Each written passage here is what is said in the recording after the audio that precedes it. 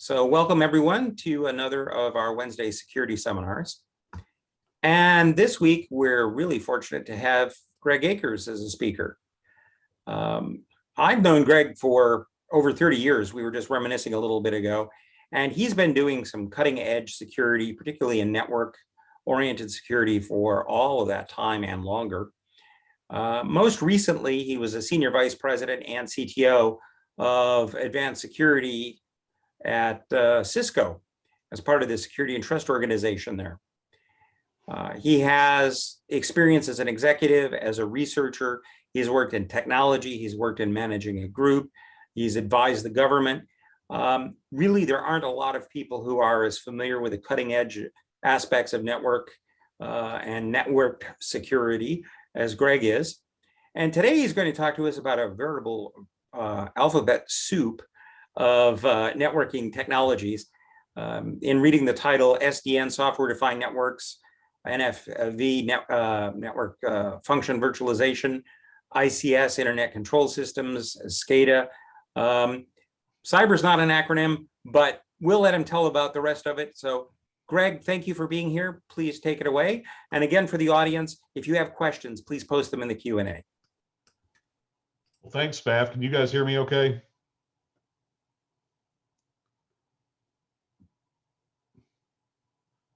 We good? Okay, got we're good. Spaff. Yep. Yes, We'll go ahead and get going. All right, guys. Appreciate the introduction. You know, Spaff, I could say in some ways, I would tell you that cyber is a four-letter word a lot of times, at least in my vernacular it is. And as you say, I've been around it for a long time. You know, guys, I would tell you that I've worked a lot of the incidents you probably have learned about over the years, and I'll refer to a couple of them in here. When I was at Cisco, for example, I got brought in the Target and Home Depot attacks. I was working peripherally in the Sony attack. So I was one of the guys that worked both during the attacks as well as the after effects of the attacks, and have had exposure to a lot of the things that people are seeing today as sophisticated attacks. In fact, I've been working SolarWinds since that broke back in December. That was in my job at Cisco, and I did a lot of different things in the security space there. My last job was in a research and government program for security and trust. Today, I spend most of my time advising and consulting with the Johns Hopkins University Applied Physics Lab, still at Cisco some, a company called Cubic Mission Systems. They do kind of pointy edge of the sword networks for the battlefield and ships and things like that. I also work with a venture capital company called Option 3 Ventures. I'm the acting chief technology officer for a company called Veracity Industrial Networks, which is directly applicable to the topic at hand today, and Elicity Networks, which is also applicable to the issues at hand today. And I'll mention them as I go along. I am going to pay attention to the Q&A window. I was advised by somebody last night to keep an eye on that because questions can queue up there and it's hard to get them to a point of resolution at the end of the talk. I'm going to try to talk for about 35, 40 minutes and then leave the remainder of the time for us to ask questions. I don't see well, so if you see me, you know, like I'm confused looking at screens and moving my head around, it's because of my eyesight, not because I'm disregarding your question. And I will try to keep an eye on the questions window here and make sure that I respond where I can. So what are we going to talk about today? I'm going to give you guys a glimpse of what my term paper was to my CEO at Cisco when I retired about 3 years ago. And I'm going to talk about what's driving the network world these days, and also a little bit about, and Spaff already mentioned this, a little bit about software-defined networks or network function virtualization and zero trust networks. Now, I will tell you guys that I use the word SDN interchangeably with NFV. At Cisco, we think SDN was something we learned about early, and NFV was something that a competitor named Juniper learned about early. So my background taught me to think about these things as mostly SDN. I'll also talk about security-based applications, the evolution of segmentation and zero trust, something called moving target defense, and then the very last thing, I'm going to take just a quick look at the SDN world and what the attack surface looks like there. As I said, we'll take questions as we go, but I'll also try to leave time at the end to capture any additional questions or anything you might want to have answered. I'll also at some point in the chat session post an email address that you can reach me at. For those of you that do know me, you might find it funny that my Cisco email account that I've used for almost 30 years now, or I had used for almost 30 years, is now active again. So you can send me mail there. It's gakers@cisco.com, or you could send me email to gakers@gregakersconsulting.com. Either of those will work. So I'm going to take just a minute to unpack this slide and ask you to have a little bit of a dream with me. Many of you might recognize this is a satellite shot. Actually, it's from Cape Canaveral in Florida. And this happens to be the shot in, I think, 2018 when SpaceX launched a payload that carried an entity called Simon, CIMON, an AI-based tool that was sent to the ISS, the International Space Station, to be a device that would actually help them and help them learn to do things and be a companion to the astronauts on the space station. I picked this particular mission for a reason. This was a collaboration between a university in Munich, IBM Watson up in upstate New York, and NASA. So there were three principal collaborators on this payload that went into space. And of course, then you have all the collaboration with the people at SpaceX that launched the payload to the ISS. So I want you to step back with me for just a minute and imagine the level of security protection that probably had to go into all of that collaboration and interaction over the course of the months and years leading up to that particular one-time launch, where if someone had wanted to cause something nefarious to happen during that cycle of time, that all the opportunities that they had. So now fast forward maybe 15, 20 years, and envision a time when that level of complexity of collaboration is not constrained by security. It simply is a means by which it protects our communication, it protects our computation, and we just go into endeavors like this and we start to collaborate, we start to communicate, and we are assured that we have secure communication without really having a second thought about or having to have legions of people behind us making sure that that works. So what I'm painting a vision for you is the idea that in the future, security is just a basis of operation we work from within that fuels innovation, allows collaboration and communication to occur without even a second thought. I had an experience in the last couple of weeks where one of my mentees at Cisco came and said, Greg, paint me a vision of 2040 in the security world. And I said, it's where this just happens. We're protected, we're assured, and we don't have to even have a second thought about whether or not we can communicate or we can collaborate securely. So imagine a world like that. And I think the things we're going to talk about today actually start getting us to that level. So what does the next decade or couple of decades look like? This was what I actually left behind for our CEO at Cisco. And I said to him, terabit networks will become a reality for everyone. Terabit speeds even up to the point of the end device that we're working on. Enhanced or augmented virtual reality will be a part of normal life. We'll have AI across the board that supports life and quality of life. You know, we all wonder about what the world's going to be like in the face of quantum computing and quantum cryptography. This will be here today. I don't know if any of you guys pay any attention to this. This is an area I pay a little bit of attention to. There are announcements just about every week of someone that's making some kind of progress in the quantum computation or quantum crypto space. Multidimensional environments will be there. We'll store things rather than in absolute bits and bytes on SSD types of devices. We'll store them as actual images, holographic images on storage to be able to retrieve them.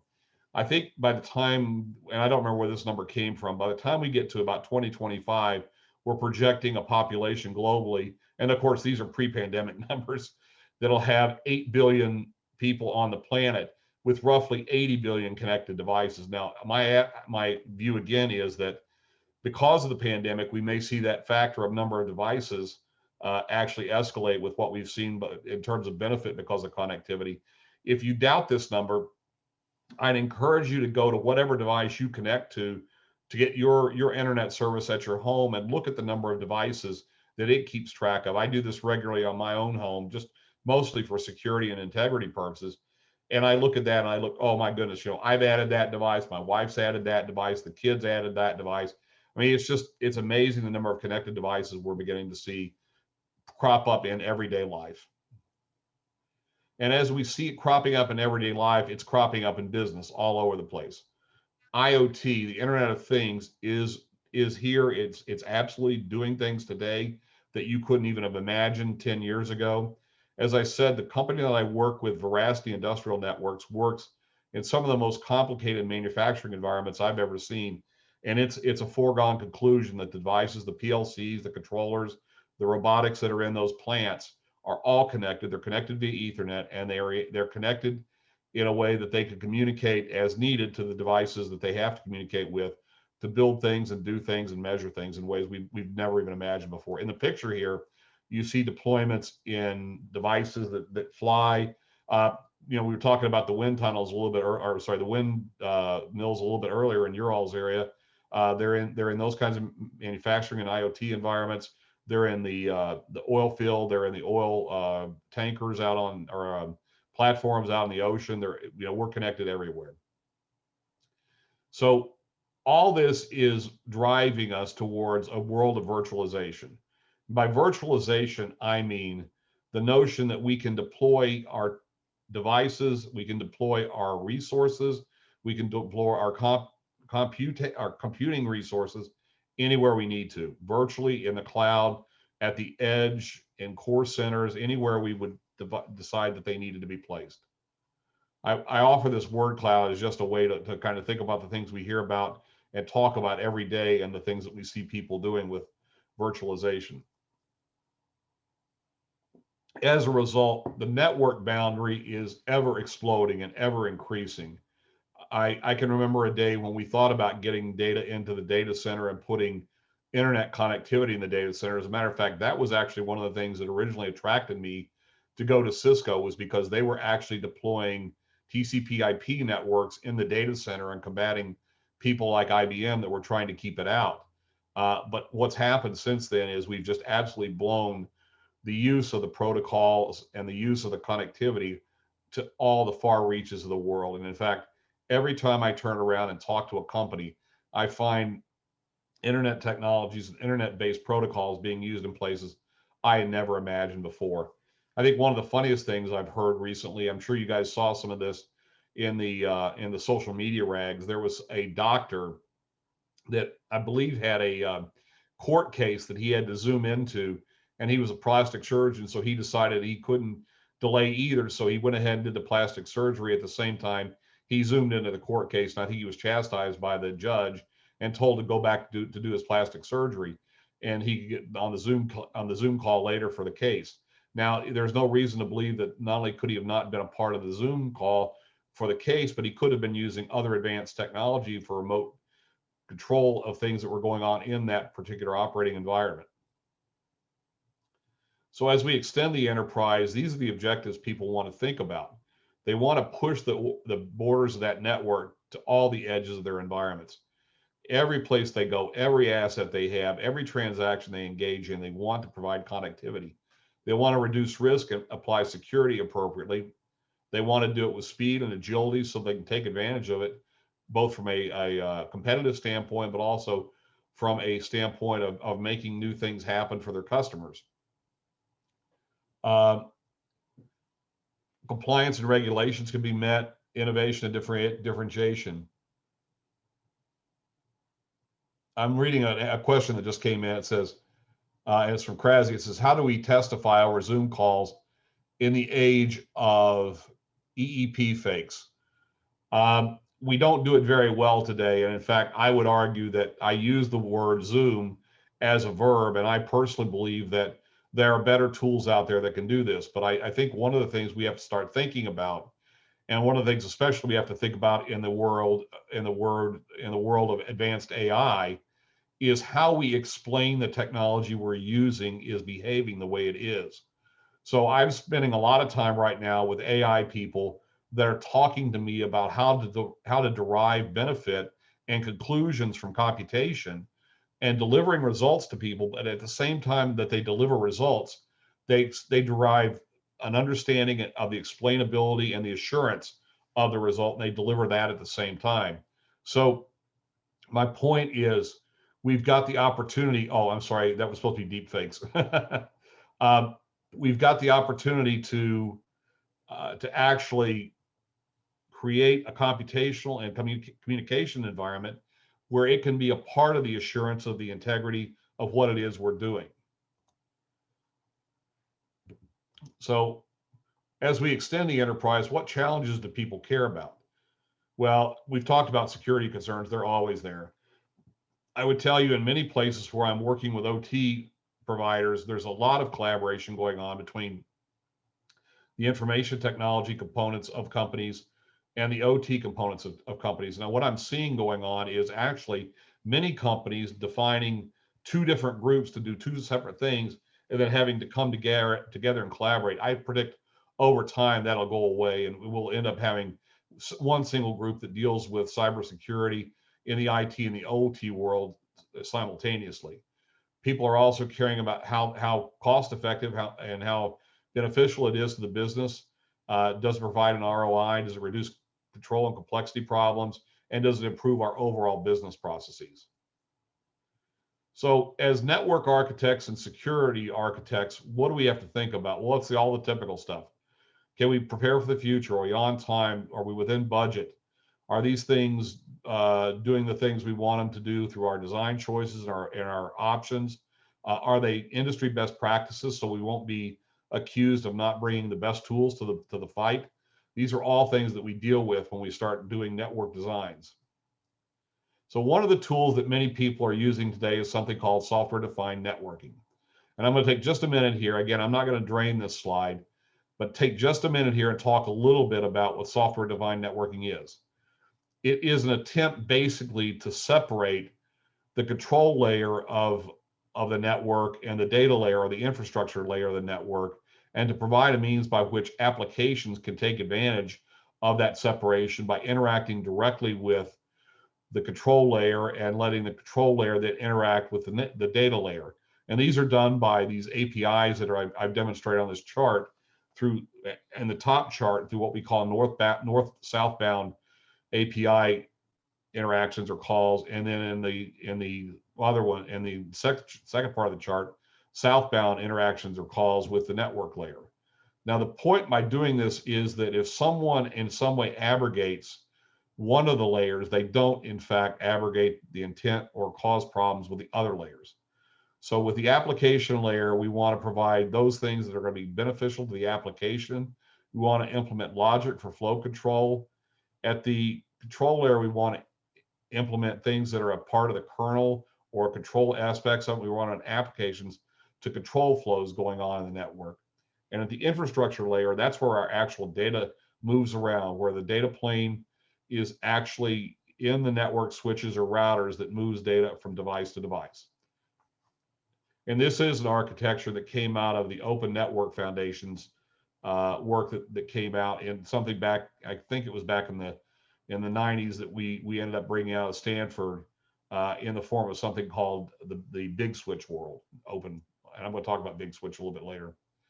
So when we think about that model, what happens when we think about the security components? Well, security as an app becomes a pretty compelling thing.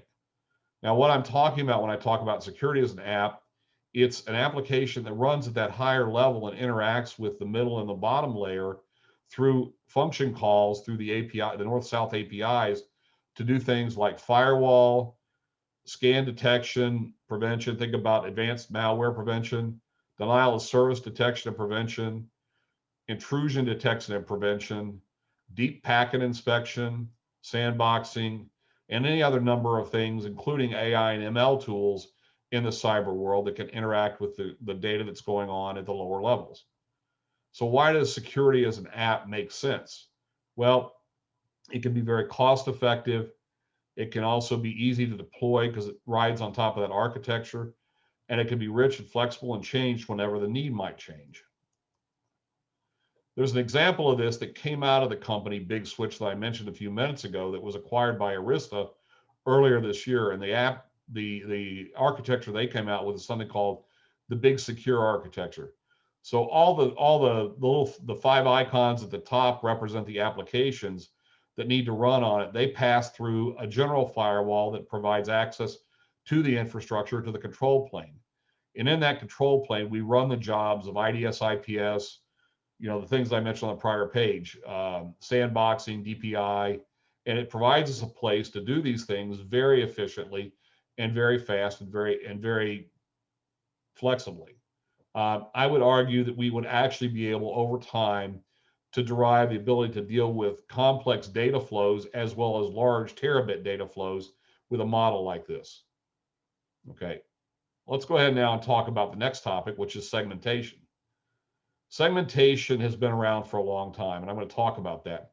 But I've got 3 quotes up here, one from the US CERT, the people at DHS CESA, whom I spend a fair bit of time with, people in Australia at the Department of Defense Information Security Agency, and at the bottom, a quote from a company called Data Guardian, who's actually a data loss prevention provider. They have their own products that actually also say the best tool to prevent data loss is actually to segment data in places where it's not accessible to things that don't need it. And that's what segmentation is all about.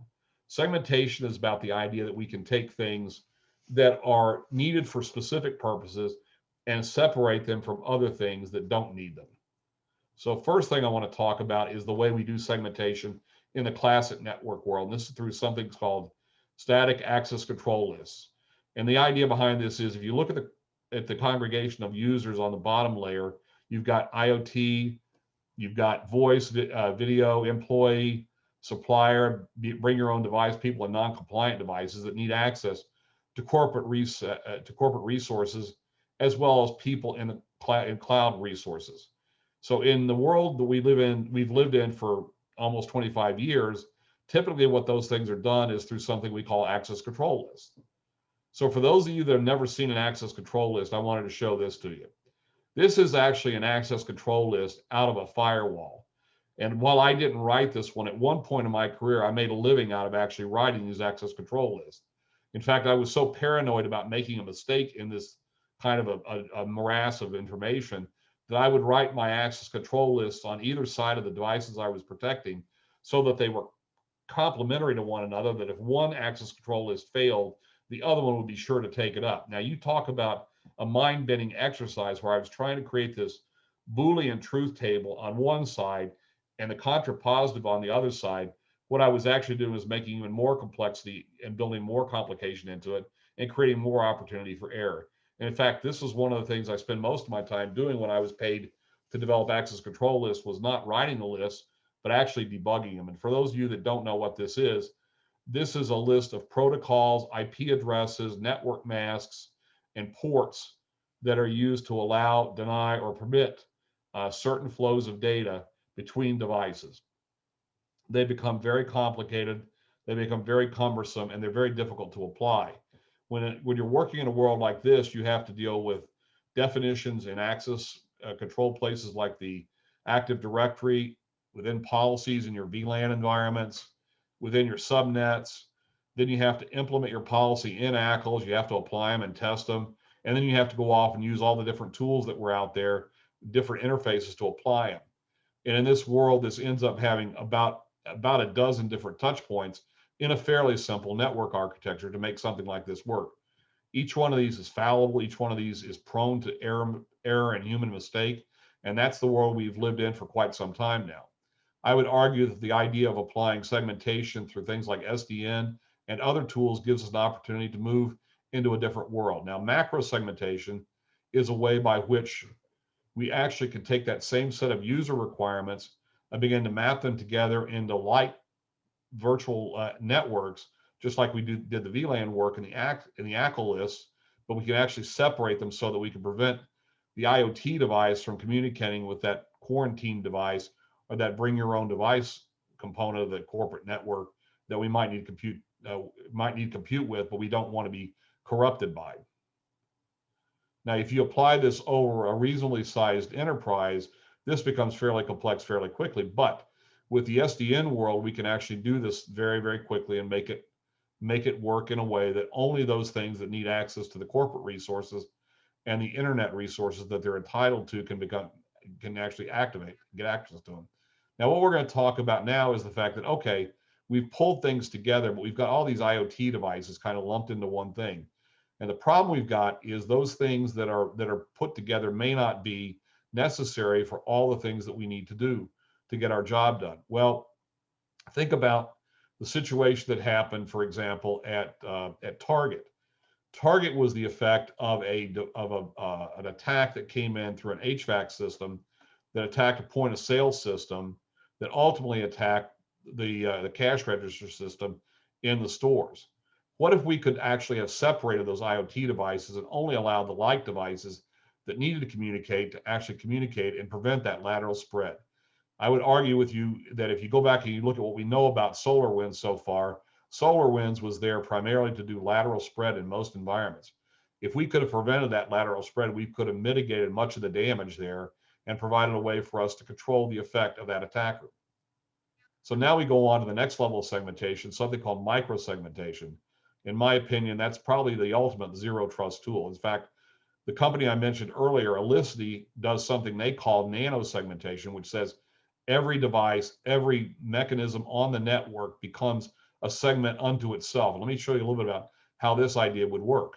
So we go back to our original example, got all the devices in our collective, but we've got to focus on our IoT devices that are in the manufacturing environment.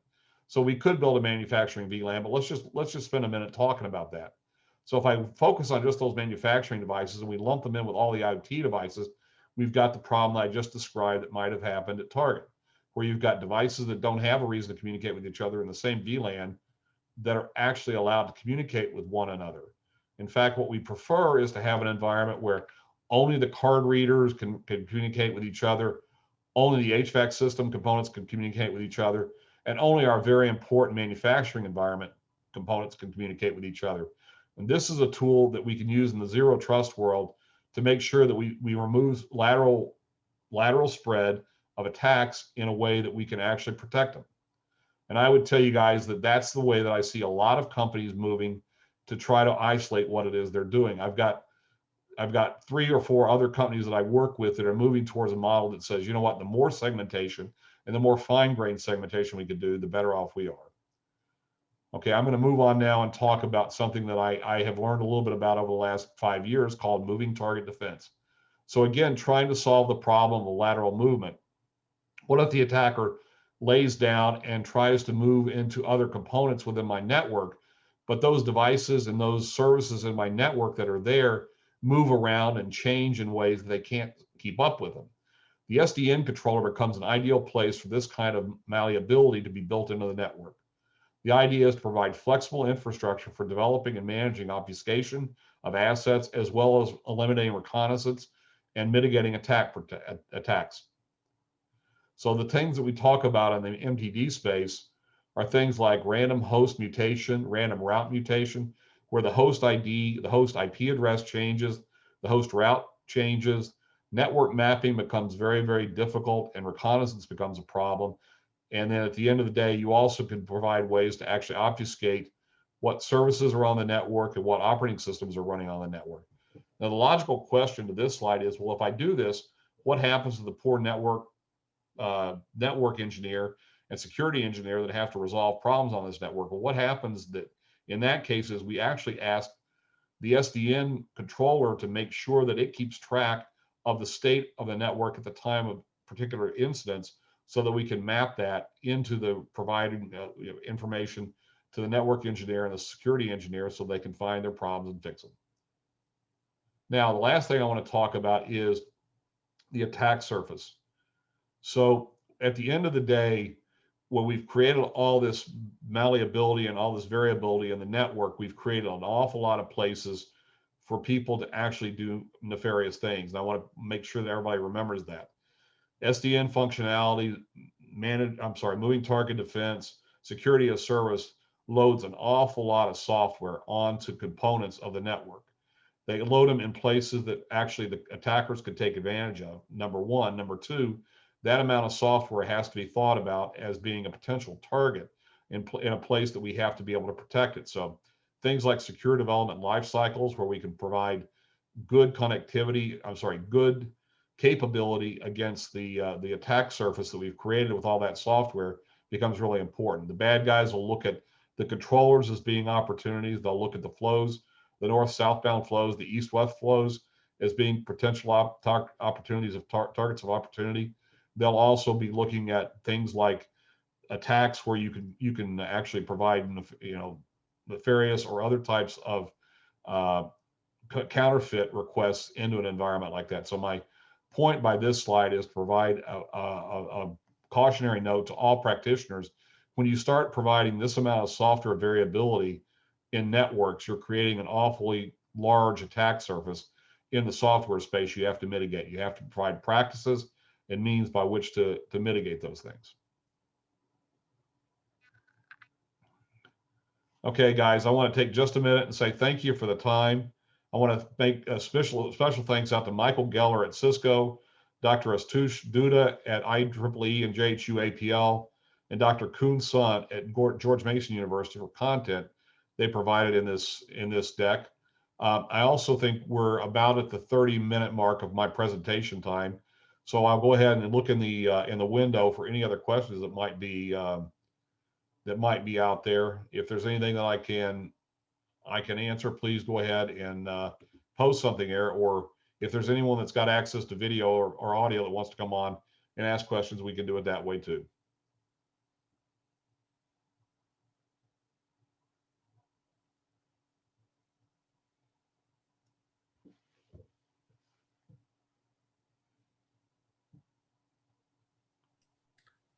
Well, Greg, I can't type a question in here, but I wanted to ask you what you thought of the potential for AI expert systems to help in configuring these networks to avoid some of those seams and attack locations. And what are the corresponding dangers of trying to rely on those? I appreciate that, Spaff. That's a great question. And in fact, I would tell you that my former employer has some products like that out on the market today, and I see an awful lot of people working on things like that in the startup space. So I think we're going to see more and more application of AI ML tools in that control layer to manage those things, manage them, but also mitigate them. I think they can be a part of the strategy to both identify and defeat attacks as they occur. Now, that's all well and good up to the point that someone starts then looking at those AI tools as potential attack points. I think that's one of the things we always have to think about is when we implement AI and ML tools, if we take away other attack vectors for attackers, they're not going to just give up and go home. They're going to turn around and look at it and go, okay, now I need to attack the AI and ML either by causing training problems or by causing things to occur that had not been planned for. And that goes back to one of the comments I was looking at, or was mentioning earlier. When we employ these tools, one of the big cautionary notes is, just like every other piece of software, Spaff, we've got to test it. We've got to make sure that it does the things it's supposed to do, both in the corner cases as well as in mainstream. And we've got to provide explainability so people know how it's working.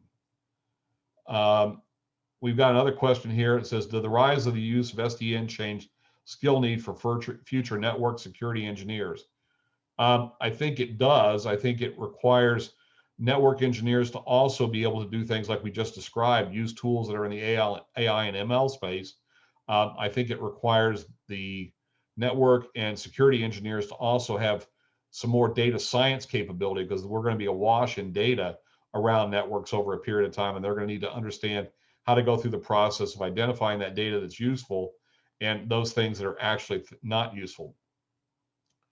Next question I've got is, they're interested in methods, tools, and processes for rapid definition of microsegmentation or just segmentation.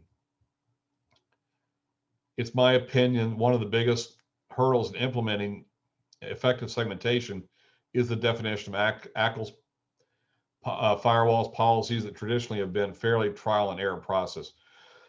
I think your instinct is right, and that's one of the reasons I included that slide that had that ACL list in it. I think here again, we can do things in the AI and ML space to help test this. But I think the other thing we just have to do is to begin to get regimented about how we test these things and use standardized testing mechanisms in our environments to make sure they're doing the jobs they need to. So I think you're right. I think we need to do more and more segmentation. I would tell you that I believe that the power to do that is coming to us very quickly. I think that we're going to see more computational capability at the edge. I think 5G is inherently bringing that to us. I think with that kind of computational capability at the edge, we can run workloads to do more and more work in the segmentation space for protection than we've ever been able to do before. In fact, I mentioned the company earlier, Elicity, that I'm engaged with. They actually do computational work to protect every entity in the network wherever it lives. If it lives in a data center, they protect it in the data center. If it lives on the edge, they protect it on the edge. I think that's one of the things that we're rapidly getting to a point to that we'll be able to do the work wherever we need to do it. Any other questions?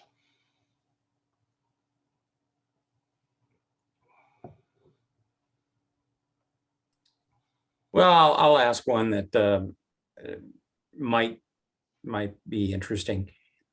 How about home users, right? For us to install, the typical home now has dozens of computing devices with networks. What is the consumer market going to be like for us to be able to protect ourselves at home? And how is the average person going to be able to manage the configuration of such items? All right. Well, let me pull a play out of the playbook of what I use at my home, and that way, I mean, I'm not concerned about telling everybody. I'm a big believer in security appliances that sit in a position in the network that can protect everything subordinate to that portion of the network. So, and the reason I believe these are things that are useful is you can control them through standardized interfaces, through cloud-based tools, and so what I'm using in my home is actually a device that comes from my former employer. It was an acquisition they made from a company called Meraki. And on that Meraki device, I run IDS, IPS, firewall, VPN concentration, advanced malware protection, and I actually do sandbox runs and scans on it that gets sent to the cloud. And then what's presented back to me every day, or by exception, are those things that are problems, and I go look at. And I admit I'm a little bit probably different than most of the people that are out there. But what I think we'll see, and staff, I think this is just by way of an example of what we're doing today or what's capable of being done today. We'll see an evolution of this going forward. I think we'll see more and more of these tools where you'll have a capability that will sit in a place in your network to defend the network, and it will be kind of like your assistant to do it. And I've actually said this to somebody, what if at the time that we were building a home network, we were assigned a software assistant to help us defend and protect that tool or that network with a set of tools that we knew we could rely upon from the point that we laid it down to the point that we deinstalled it. I think those are the kinds of things that we're going to end up seeing over time. I think we'll see that happen more and more. We're getting more and more computational capability in those devices. We're getting more and more bandwidth. I think it's important to think about the world when we get to a point that we've got that kind of capability. And to the point we were making earlier, with the situation that we've seen with the pandemic and everybody working from home, people need that. Enterprises have rushed to get those kinds of capabilities in the hands of the workers at home. They've got two options. They can either do it on premises at the worker's home, or they can VPN everything that the worker does back to the VPN concentrator at the office and let the security team there do it. And they've done a little bit of both, from what I can tell. So to answer your question, Spaff, I think where we are is we're going to end up with tools that'll sit at that home network edge and will grow with us over time. Frankly, I think we'll see AI and ML tools there as well. The sandboxing example I use with Meraki devices that I was talking about actually does that automatically. It detects things that it thinks are malfeasant at the edge, sends them to the threat grid sandbox, blows them up, analyzes them, and then reports back whether or not there's a problem. And it's actually very good at what it does. And I think we'll see more and more tools like that in the home environment. Does that answer the question? I think so. I was specifically thinking of someone like my neighbor who has no technological background and is adding. They've got a smart TV. They've got appliances with network connections as well as their cell phones and computers, and they need protection but don't have the sophistication to look at, for instance, threat reports that are coming back and to know how they should configure something. They want it to work because they're buying these devices, but they deserve protection at a home interface. So I think your answer addresses that partially, but there's likely to continue to be a skills gap between what's provided and what the homeowner, for instance, is going to be able to supply. I think you're right. I think what we'll see is more and more software to do that sort of thing. So for example, I deploy these devices I've described to you with some of my friends, and I rely on the ability of the tool to do most of the work. You know, one of the things that I would tell you is that people have just now begun to realize that when they create an environment like you just described in the home environment, they create that problem that we were describing earlier about the lack of segmentation. Most home environments today, you can actually establish separate broadcast collision domains, separate Wi-Fi SSIDs, separate things that people can actually do to provide segmentation. And this is the same problem that they've got, you know, we don't segment anywhere else. If you don't, then you've got the smart TV causing a problem with the enterprise connected device they use for their home office and things like that. So I think what we'll see over time is better tools, smarter tools, cloud-based offerings that'll help with those sorts of things. I mean, you know, let's go back to the notion of security function virtualization. You could take most of those things and buy them as a consumer, either from a service provider or from a consumer service in the cloud, and implement them mostly by just saying, okay, point it at my edge device and do what you have to do.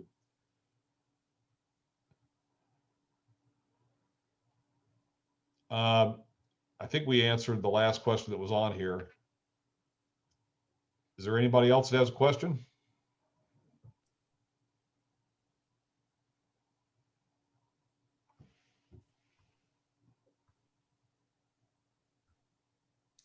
Well, we've run out. I'm sorry. I think I talked a little too fast for you. No, I think that's, you had a lot of material that you were trying to get in there. I suspect that there are a number of people who are listening in who aren't as familiar with some of the concepts of software-defined networks and separation of planes in virtual networks to take full advantage of what you said. But that's one of the benefits of having the recording. They can go off and read up a little bit and come back and listen to it again. I think there was a lot packed into your talk that is going to be of value to anybody who's working in this area. And just simply understanding the vision, that one slide of what the future networks look like, I really resonated a lot with that. So we have a lot of challenges ahead of us. We're not going to be out of work for any time soon. That's right. All right. And I see in the chat you've put your email address. So if anyone has follow-up questions, you can reply there. I haven't seen any other questions added. So we will conclude with that. And thank you so much for joining us today. We actually look forward to you perhaps visiting us in person some future time when we're all vaccinated and able to host you. I'd love to do that. Thanks, everybody. Thank you all. Have a great day.